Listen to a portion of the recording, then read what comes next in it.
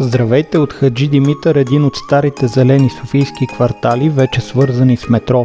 В Хаджи Димитър съжителстват панелни блокове с нови сгради и на все още доста места карета от къщи. Имотът, който ще разгледаме, е директно срещу парка и представлява втори етаж от двоетажна къща, заедно с половината от партерния етаж и таванския етаж, който може да се надстрои. Имотът, който разглеждаме днес, е точно срещу парка, а в двора на къщата има гараж и паркомясто, които принадлежат на имота, който се продава.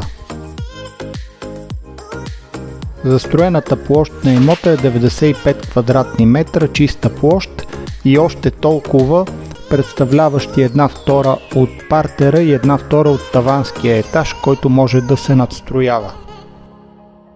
Разпределението на етажа е голяма кухня, която може да бъде превърната в хубава просторна спалня, двоен хол с холова стая, където може да се разгърне кухненски бокс, трапезария и хол, и една много просторна спалня с балкон.